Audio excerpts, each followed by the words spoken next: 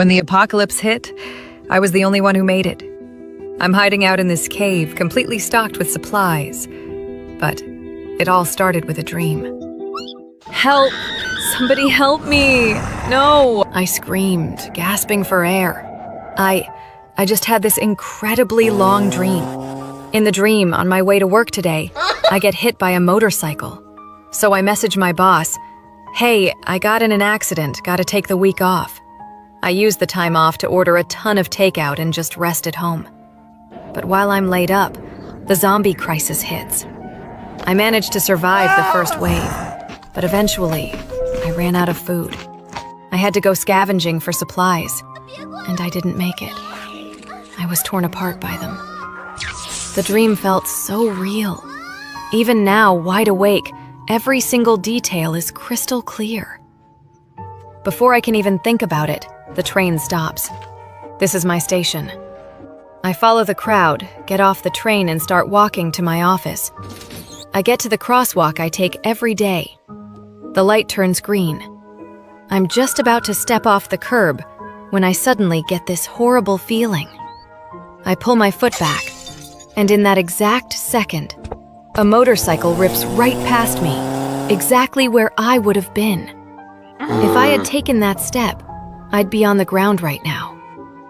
But the worst part, the motorcycle, the color, the model, it was identical to the one in my dream. So, that hellscape, it wasn't just a dream. It's the future. It's what's going to happen. Or, does this mean I've been sent back? Am I reliving this? Okay, I have to force myself to calm down. First things first, call out of work. If I'm wrong and this whole apocalypse thing is fake, I can just go back to my job next week. No big deal. As soon as I get home, I grab a pen and paper and write down every single detail I can remember from the dream. According to the timeline, June 5th, patient 0 appears. June 10th, cases start to multiply. It's classified as a new infectious disease. The government issues public health warnings. July, the containment measures fail. It becomes uncontrollable. The streets are full of the infected. All uninjured survivors with normal body temps are moved to official government shelters. But just when everyone thinks they're finally safe, on August 20th, an official announcement shatters everyone's hope. The source of the virus was a strange fog released from a deep-sea earthquake months ago. And the worst part? It's not just transmitted through fluids, it's airborne. That means before anyone even knew what was happening, the virus had already silently infected countless people. I stare at my notes. It's been over an hour. Aside from the key dates, the most useful piece of information is that August 20th announcement. It didn't just name the source and transmission, it also released a research finding. It said that taking a combination of Claritin and Xanax could prevent airborne infection, but it does nothing against fluid transmission like a bite. And that's why I survived the first wave. Because of my anxiety, I already take those 2 medications regularly. I write down the most critical info on a separate sheet. My first instinct is to find a way to secretly get this to the government, but it's already been 20 days since that deep-sea fog was released. The virus is already everywhere. Anyone who's going to be infected is already infected.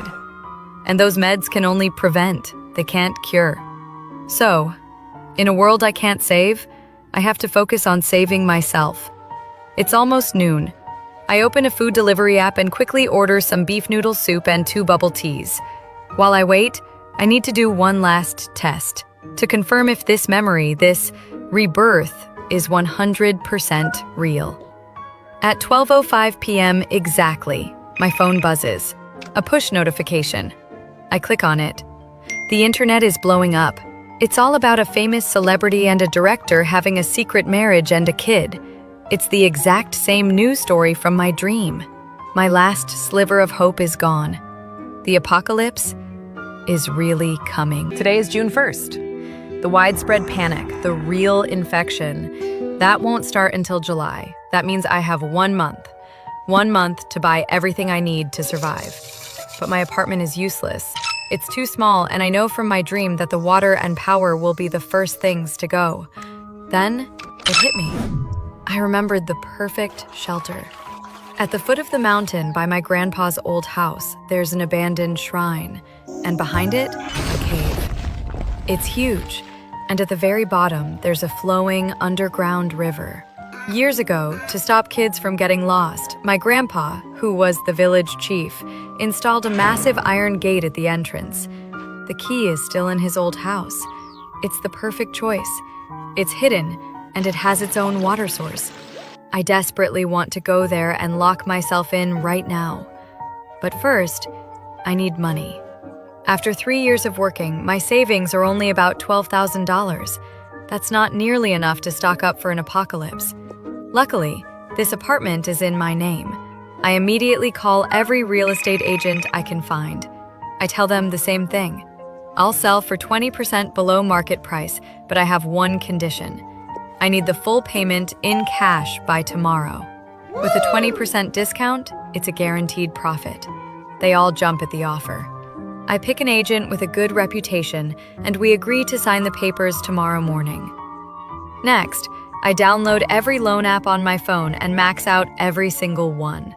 With some time to spare in the afternoon, I head to the pharmacy. I start buying anti-infection medicine. To avoid suspicion, I only buy a few bottles at each store.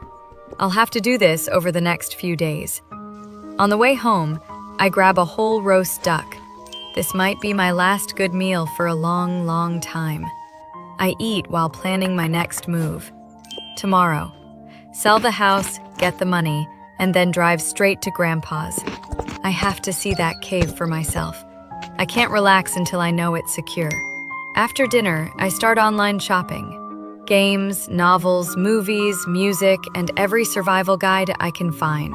I have them all saved onto USB drives and shipped to a delivery locker near my grandpa's village. The next morning, I grab my documents and head out. The sale goes smoothly. I look at the new balance, $75,000 from the sale.